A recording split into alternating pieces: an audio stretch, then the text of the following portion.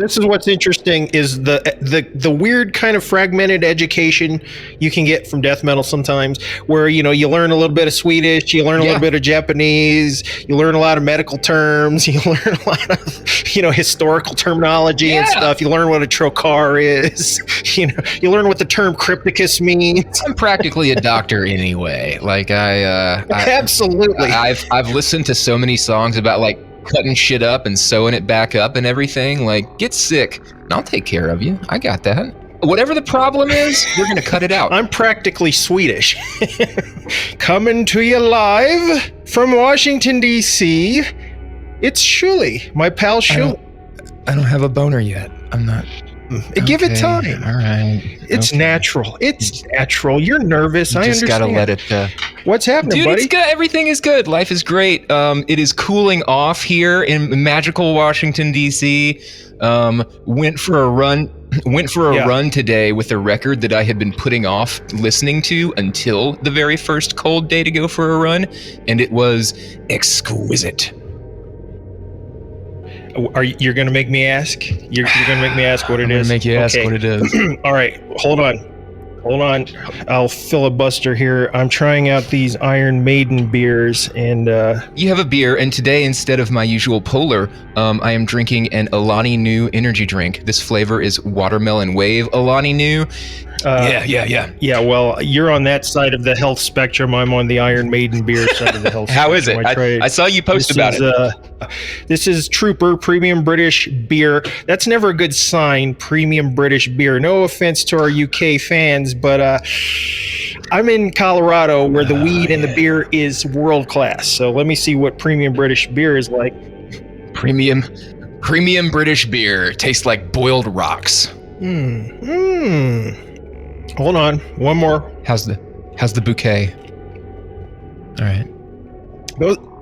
That's delicious. Yeah, it's real hoppy but refreshing. I like it. Yes. Do you do the thing that wine nerds or sommeliers or whatever do, where they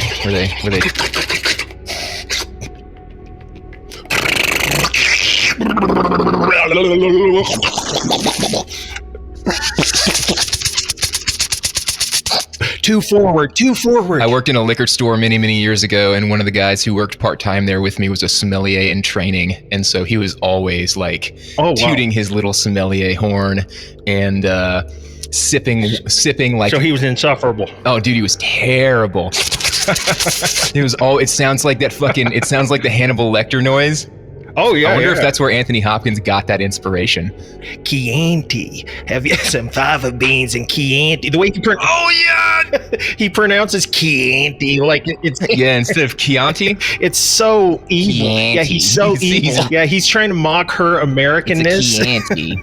But anyway, what is it that you were listening to on your jog there? I have been asking you officially. I have been putting off listening to this specifically because it came out in the dead heat of summer, which if you're a Swedish melodic death metal band, don't fucking do that. Don't put out a record in the middle of that summer. You wait. You tell the label, right? You go to the label and you say, listen, here's my terms. You're going to wait until like October 1st, then you can drop this motherfucker. If you really want to do it the right way, you wait until November 1st, because that is after the Halloween rush is over and then Christmas time is coming, and for me that's peak melodic death metal season. This is going to be a hit for that period of time. It is very much a hit for me right now. It's a fucking super group. They are called the Halo Effect, and they dropped a record called Days of the Lost recently. Oh, this is those X in Flames dudes. I sprung for the Japanese bonus track edition, so I got myself a nice little extra track here. You know me. You know that I love the Japanese bonus tracks. Of course. Because they get them because they're just better than we are. Dude, this record is the shit, man. I think you just like having that big booklet with the extra section full of kanji. I think that's all you care about. It makes me feel special. This one came with like a massive fold-out poster, and so it's in this big, thick slipcase.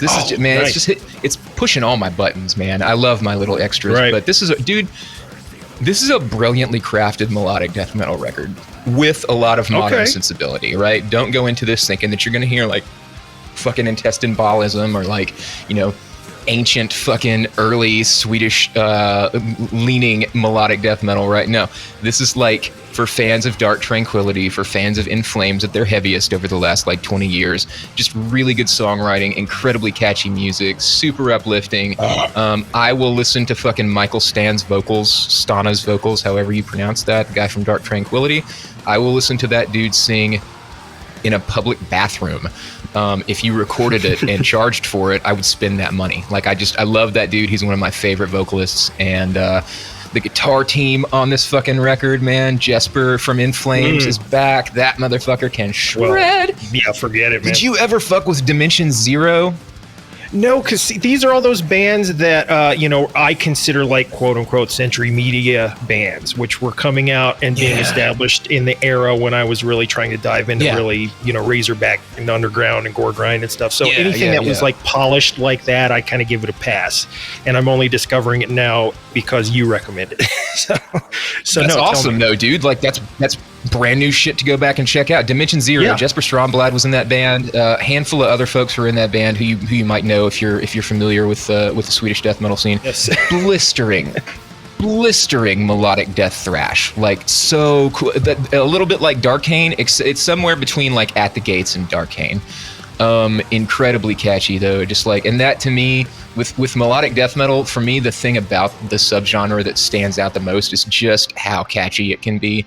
And so like when bands completely lean into that, I really enjoy that, and that is definitely what the Halo Effect have done. If you haven't heard this record and this is the kind of stuff that you're into, it's a perfect specimen, right?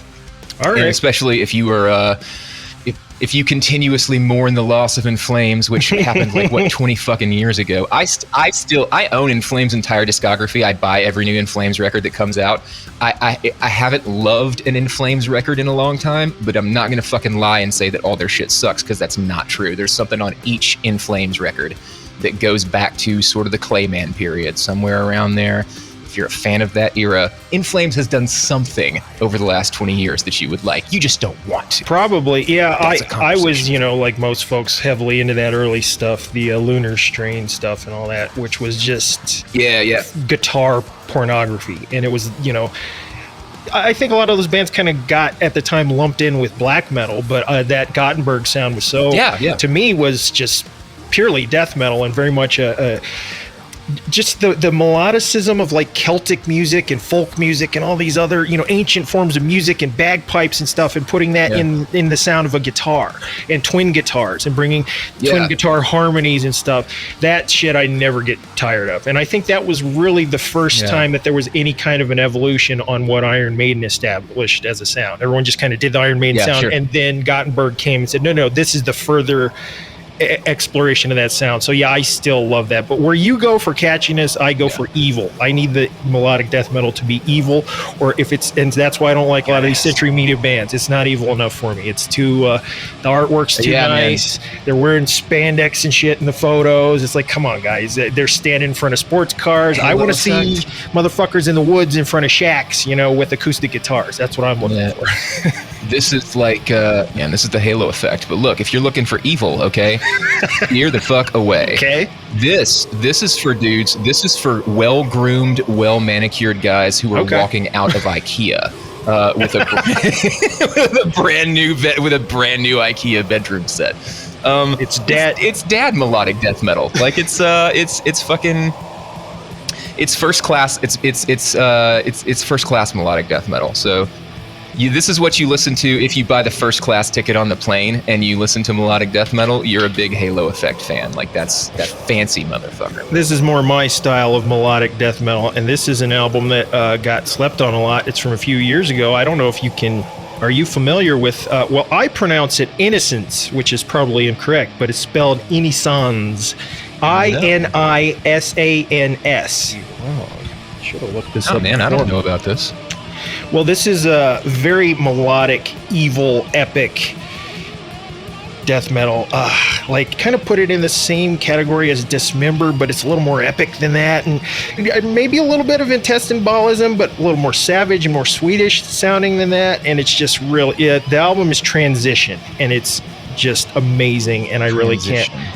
Yeah, Transition by INISANS, and or as I call them, INISANS. Which I thought that it was so badass that an evil death metal band would have a name like INISANS, but spelled bizarrely. But I'm sure it means something that I'm just not aware of. But I thought that name was amazing. Yeah. Amazing cover art. I'll definitely check it out. Not so much of going for heavy, but more kind of like epically morbid and dark. Just check it out. It's good. Just fucking check it out. It's good. It's on Blood Harvest.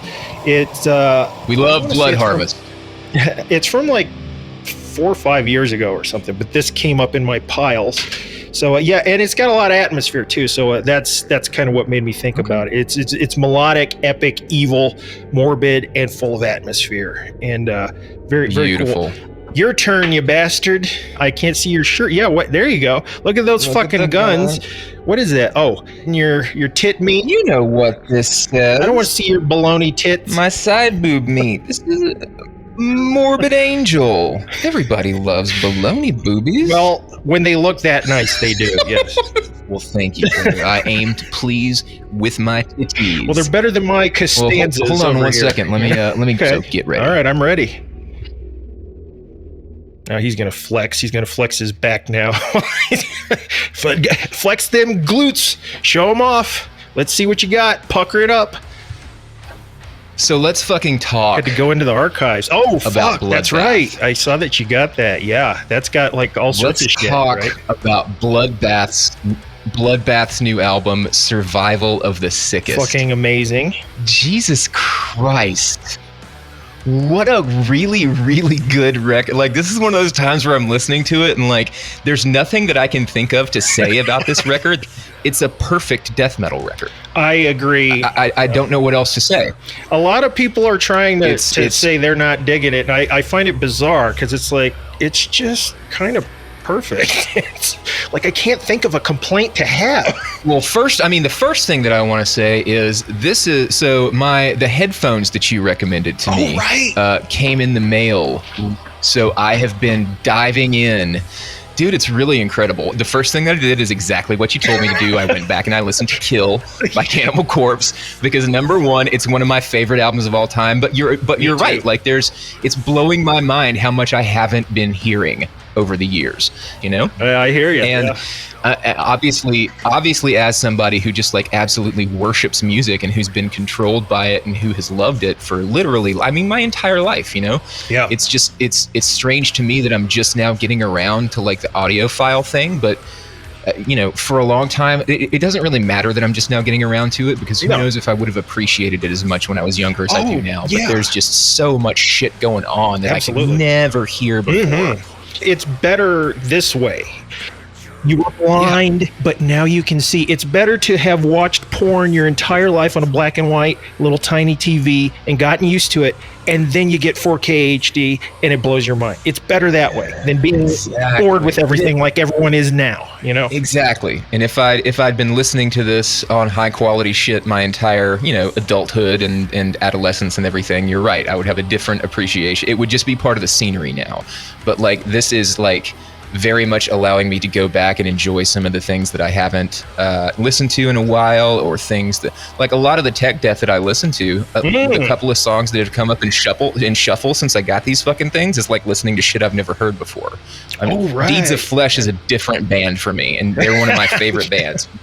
It's listening to fucking Deeds of Flesh's last record, Nucleus. I put that in with these headphones on, and I only heard like 2 tracks off of it, but I was just like, Jesus Christ, it's like I haven't heard this before. Especially this style of music, really, you need to hear every detail. It's so intricate what's being played. A lot of people just think it's a mess. It's just a noise. It's just people going, blah, blah, blah, blah. Like, no, it is so precise. It's like classical music or jazz. You need to hear the notes. You need to hear the instruments. That's why I always talk about I want a production that allows me to hear that. So, please. I've just been fucking dominated by this Bloodbath record because I got it the same day that I got my headphones. And so it was production on that A+. The only way that I've ever heard the new Bloodbath record, which granted has only been out for like less than a week, the only the only way that I've ever heard it is through these very nice headphones that you recommended that I purchase.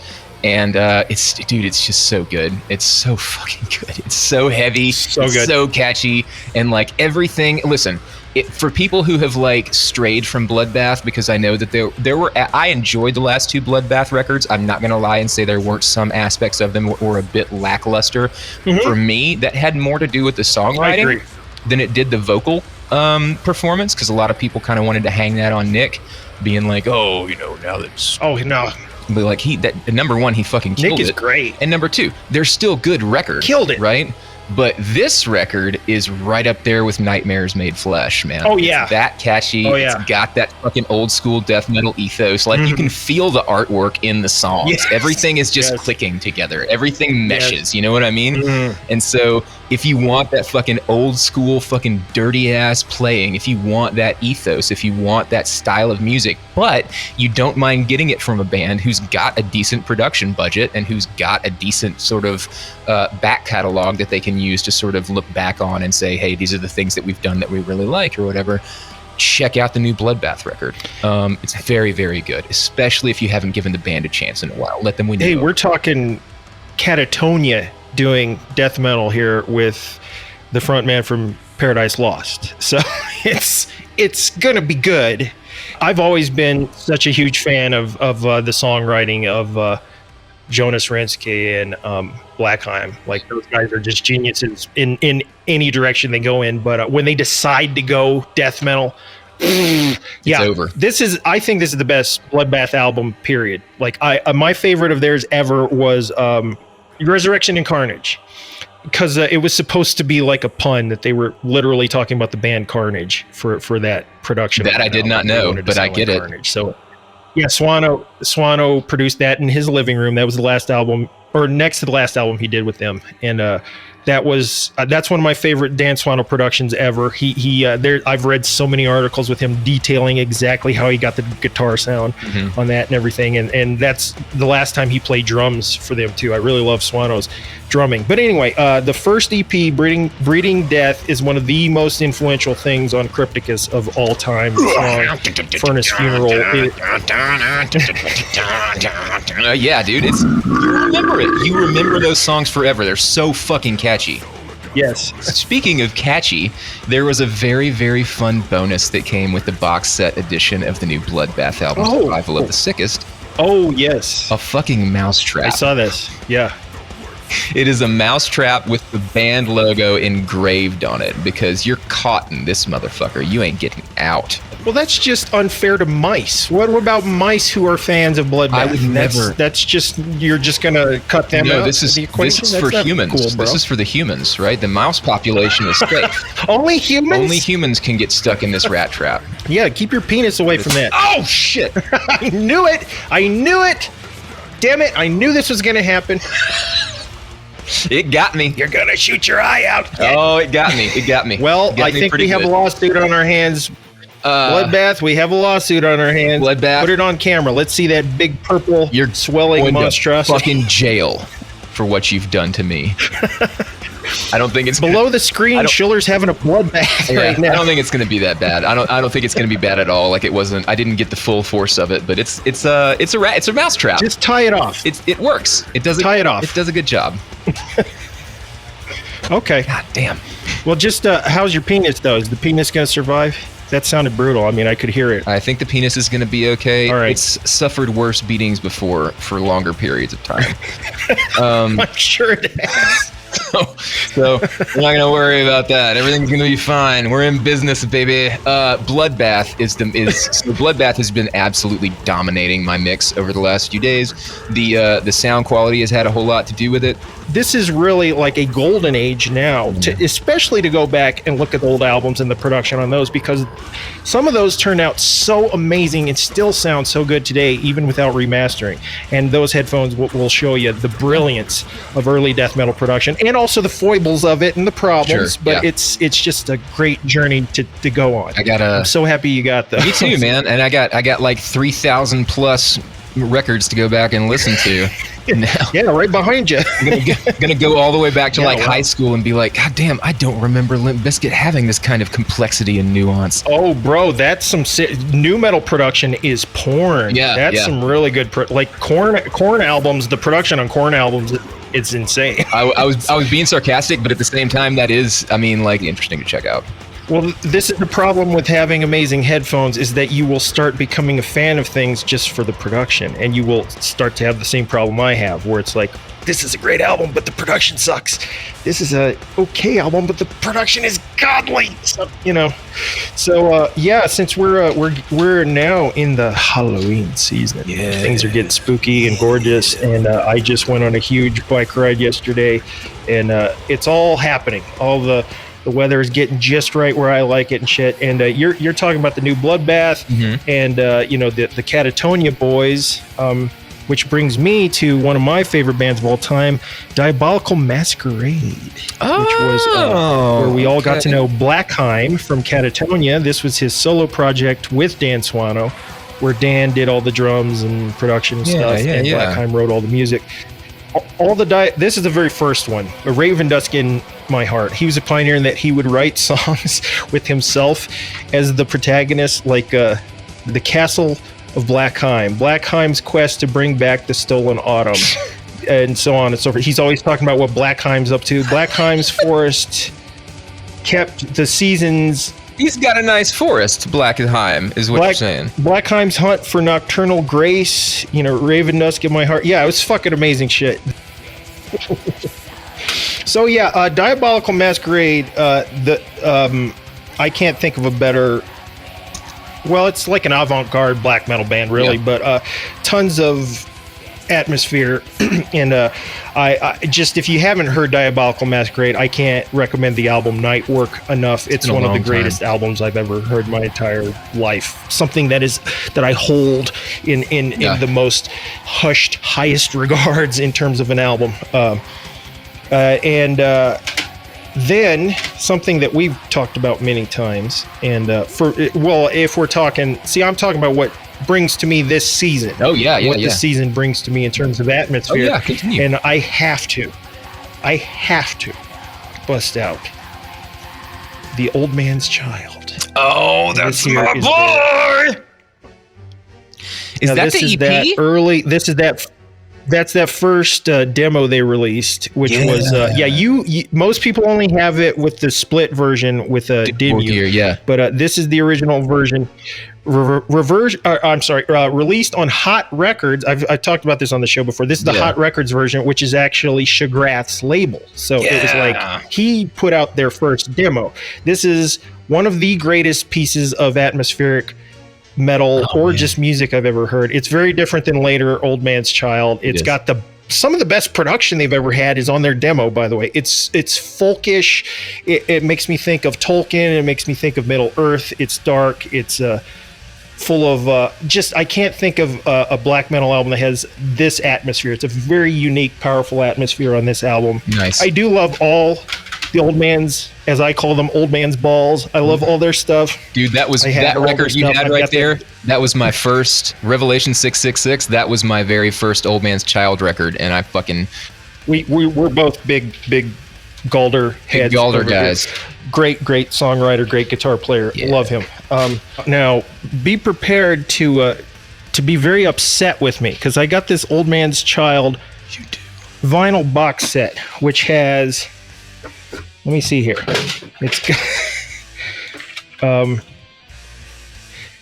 Ill-Natured Spiritual Invasion, which is the one that Gene Hoglan played drums on, and I think this is one of their highlight ones. It's fucking amazing. Like, in terms of, and we're talking evil, melodic death metal, this is a highlight. When I was in high school and I got that CD, if you look at the cover of it, the character on the cover of that record looks exactly like a Magic the Gathering character called Meraxus of Keld.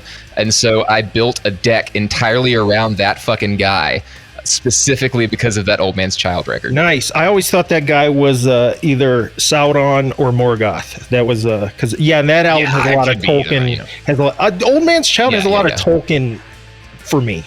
Then it's got, this one, it's got it's got the new. I think this is Vermin. the Vermin. I think the box set only went all the way up to Next to Vermin, last. In Defiance of Existence. Really amazing album. Nick Barker playing drums on this one. Yeah. Production by that never mind, no one cares. Then of course the classic. The classic, but sadly it's just the Century Media box set, so it's the Century Media cover. I like the original cover art way better. I've got that on the one tape. with the shitty bat. It looks like, and we're going all the way back to the beginning here. I remember seeing the cover of that Old Man's Child record and being like, did they just use the same set from Theater of Tragedies, Velvet Darkness They Fear? Did they tell the girl to move and then they just threw a bat down on the bed? That's exactly right. Is that what happened? Yes, that is what happened. Yeah, put your fucking clothes on. Boys, go get the bat. And then, speaking of bad Century Media cover art, the one we just mentioned here, which is a great fucking album. Great album. Man. Yeah. Love the record. This one produced by Peter Tagtron, the only one he did, which I thought was interesting. Yeah. This is the only one I hate, and it's one that you love, which I hate the production on it. Son of a bitch, how dare you. I hate the fucking fake-ass drums on it. I hate the way it sounds, but the songwriting is great. I want this re-recorded with a natural sound. It'd be a fucking great album. But here, I would take that. Here's the problem, Schuler. See this entire box set I just showed you? I got this on sale years ago on the Century Media website. I just stumbled on there. Let's see what these guys are. I haven't ordered some CDs in a while. Go to the Century Media website. Randomly, $30. I bought this entire you've told me about this for $30. Yeah, and then it disappeared. My anger with you over that has passed. I've worked through that. I did some time in the mountains. I worked on some deep breathing, and I was thinking to myself, how do I not kill myself or someone else? Please, I don't want this to come between us. Maybe they'll re-record it. They won't, because he's not even going to release another. He's just obsessed with being in Dim You now. He's working on one. Oh, he is? No, he's writing one. Yeah, he's working on one. Yes. I know. I told you about that. No. I thought you were like the only person. I thought I told you about this because you're like the only other person who cares. I'm so excited. He's working on one right now. Me too, dude. Me too. Me too. Thank you for filling me in. Galder, are you out there?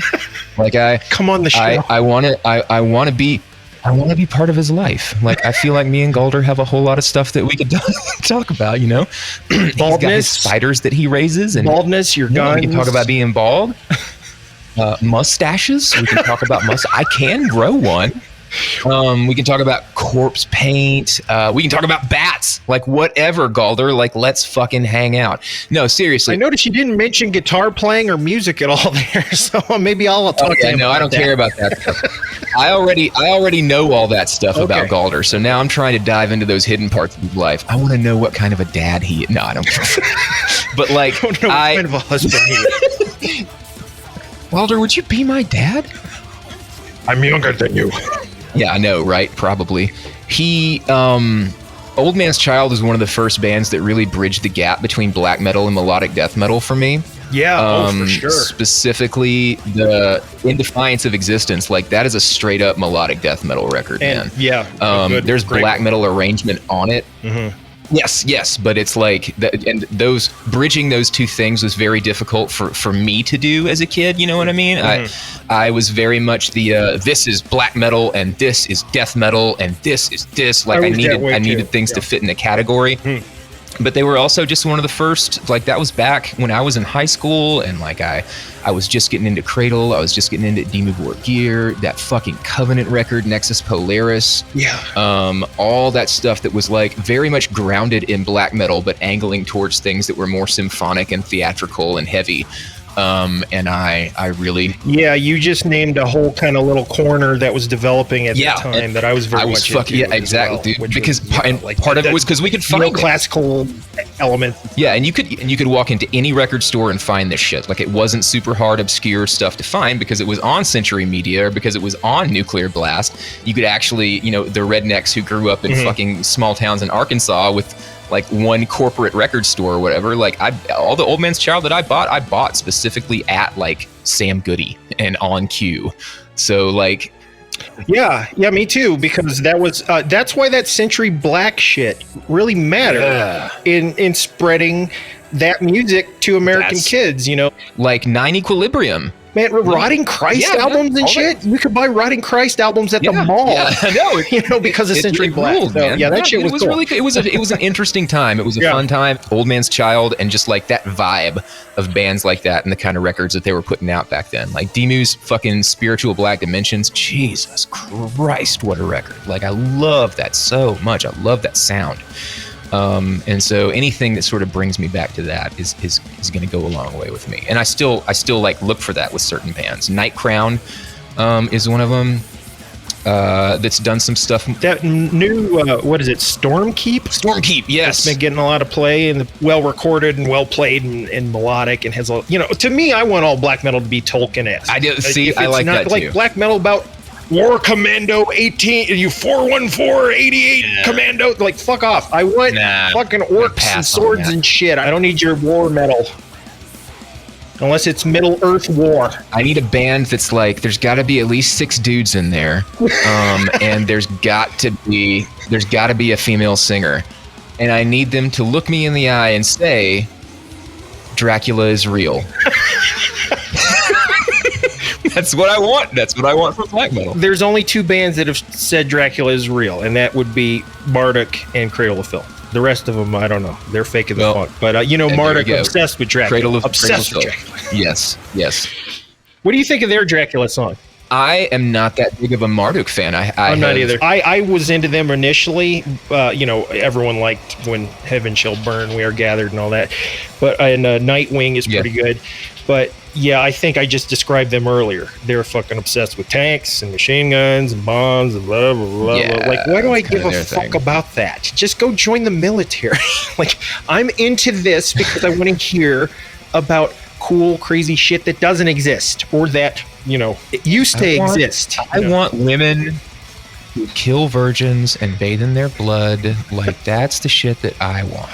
I want to hear, like, some fucking organ, like some creepy, like I want to hear, like in my mind, I want to see Lurch, like in his fucking, with the pipes and everything, hunched over and just making that shit rock. Like, that's what I want. What is the Cradle of Filth song that starts with harpsichord? Boom, boom, boom, boom, boom, boom, boom, boom, boom, boom, boom, boom.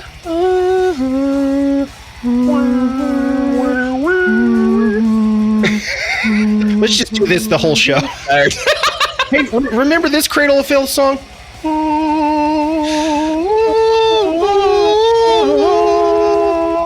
I got a couple of relatively new things, and then I got one that is relatively new, but also older than the other 2 that are relatively new. So I'm going to start with the one that's oldest. Are you a fan of BLOODTRUTH? Have you heard BLOODTRUTH before? Never. They don't ring a bell. They put out 2 records on Unique Leader. Very, very good, super fucking excellent technical death metal. They're a band from Italy, and then at the end of last year, they released a 3-song EP called The Walls of Oblivion. Okay. And I have continuously been going back to these 3 tracks. It was a lot like that Severe Torture EP that we talked about a while back. One of those. It's an EP. It's 3 tracks, but it feels like an album, and it's not because it's like overly long or anything like that. It just sometimes like an EP or like one side of a split or whatever doesn't feel complete. Like, it's good, but you don't feel like you got the complete experience. I don't know how else to put it. No, that's it. Sometimes I feel that way with shorter releases, and I do not feel that way at all with BLOODTRUTH. Number 1, because it's just really well written, but also number 2, because there's so much going on. And like, listen, once again, I wanted to check them out because I remember last year listening to this and being like, there's a whole lot of shit going on in here. So I went back and I listened to it with my brand new headphones. God damn, it's really, really good. Nice. Man. This one they released, so Bloodblast Records, Bloodblast Distribution. I got this directly from their Bandcamp. But the band is called BLOODTRUTH. The record is an EP called The Walls of Oblivion, and it is fantastic. I've got another short one too that I will check that out. Please do. I got another one that came out back in, I think, June or July, and it is actually a reissue and a compilation of sorts. But this was my first time getting around to it. It was only like last week. Mutilation Barbecue. Are you fucking with these kids? I've seen the cover. It's just like straight up fucking gross death metal, man, and it's really, really good. Okay. It's really heavy. Oh, cool. It's absolutely ignorant. The name of the compilation is Abortion Ambulance. What does that even mean? That's the ambulance that comes to give you an abortion. It's incredibly important right now while we're stripping rights, destroying the reproductive health of women in this country. So Mutilation Barbecue are on the cutting edge. They are forward-thinking, progressive young men, and they said to themselves, what this country needs is an abortion ambulance service. Unlicensed. Yeah, we get funding in the United States to develop a fleet of abortion ambulances that can drive across the country and give abortions on demand. Mutilation Barbecue, cheers on your fucking socially progressive stance. I feel like that's a great place to start. Is that what's going on? But also, Are you sure that's what's going on? You've also got a song called Acid Tub, and I feel like there's room for both of those things. Is the acid tub in the ambulance? It may very well be. That could be a conflict. No, that's where they sterilize the instruments in the acid tub. They make sure that everything, after everything is over, they make sure that it was a very clean procedure. Listen, you can trust the abortion ambulance service, all right? Mutilation Barbecue is not trying to half-ass this thing. They're getting out there. The name Mutilation Barbecue makes me think I don't want to call them for my next appointment. I don't know. They're just really nailing the mix. They're really nailing the atmosphere. The riffs are solid, and it's just a blast, man. Like, if you're looking for some dumb death metal that rules, check out Mutilation Barbecue. This is Putridity, and the album is called Ignominious Atonement. Now, here's what's super interesting about this. This is massively crazy brutal death metal. Like, I mean, some of that shit that is just like unrelenting all the way through, blasts and changes blasts every few seconds and stuff. But this entire album is a concept album about David Lynch's Eraserhead. Oh my God. Which is fascinating. Is that the lizard baby on the cover? Oh my God. Yes, it's their version of it. And when I found that out, it's fascinating. I mean, it is a savagely brutal death metal album, purely about Eraserhead. Trinity, and it references it in the artwork and the lyrics and everything. Ignominious Atonement, which is, I guess that's in the movie. There's definitely some ignominious atonement. It looks sick. I'll check it out. Another older one. I think I might surprise you with this one too. Cercenated Flesh, Crushing Corpses. Very hard to see there, so we'll have the graphic. Flesh, I have not heard this, no. Cercenated Flesh, Crushing Corpses. This is, in my opinion, this is Tomb of the Mutilated Part 2. What? It is that good. It is that savage. It sounds exactly that way production-wise, too. It sounds like Tomb of the Mutilated. It's played like Tomb of the Mutilated. It's incredibly savage. How old is this? Brutal death metal that when you listen to it, it's...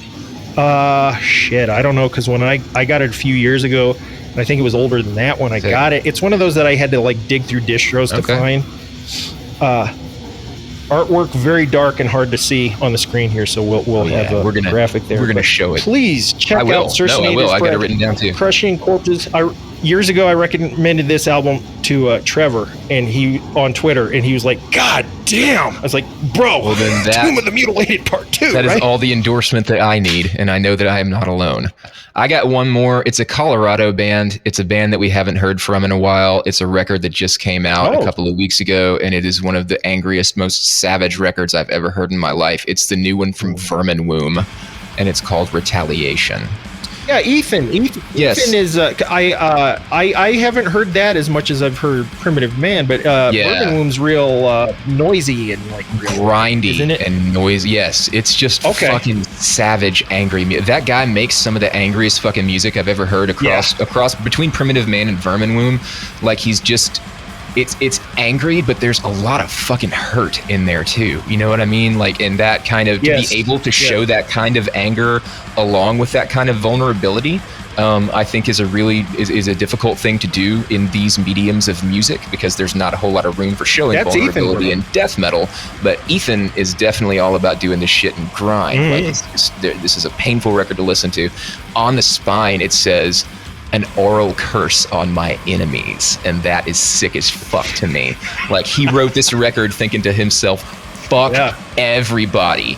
And it's just it's an exorcism. This is what I love about Ethan. he puts out this incredibly dark art. You can tell this is a man who contends with heavy things, but when you meet him, he's an incredibly wonderful presence, incredibly wonderful, warm person, and a huge, like, he's like one of those where the wild things are. He looks like one of those. He's the wild thing. Yes, he's like one of those, and he's a wonderful presence. So when you hear his music, is when you really understand. No, these are the depths of this man's soul. Yeah, it's funny to me that he even acknowledges my stuff at all, because my stuff to him is like, what are you writing riffs?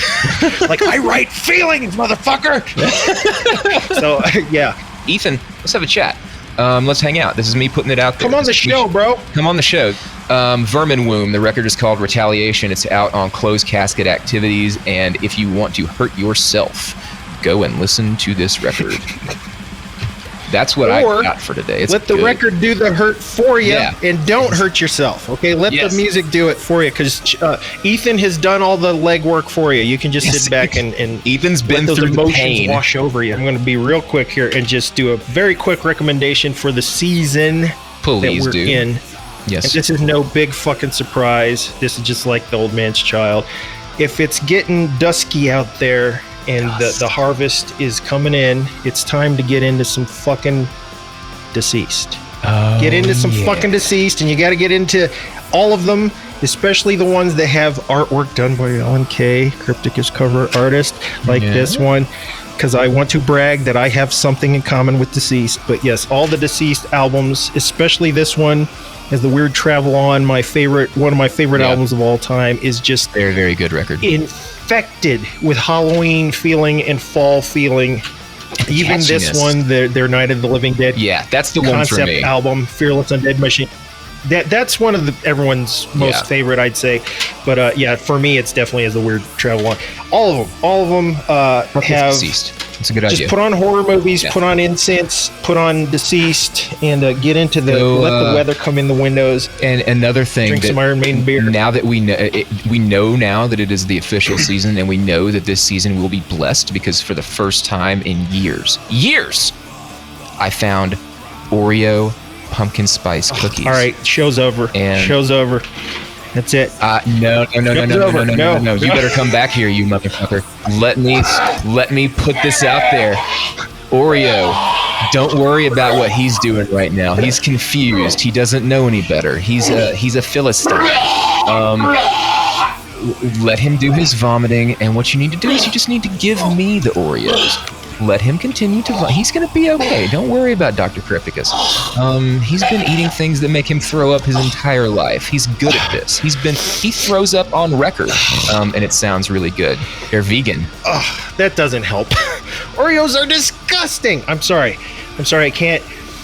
This is me in all of my adult glory saying we're ending this fucking podcast with Oreo sponsoring the show, because while one of us vomits, the other makes that cash go woo-woo. Oreo, get in touch with your boy. Let's make some money. Let's do some things. We'll discuss this I got an further. extra package, man. I'll mail it to you. Please don't. Okay. Dr. Crypticus, it's been fun, and I love you, man. I love you. Till next time. Till next time, may the season be good to you. It's going to be good to me, goddammit. Peace out.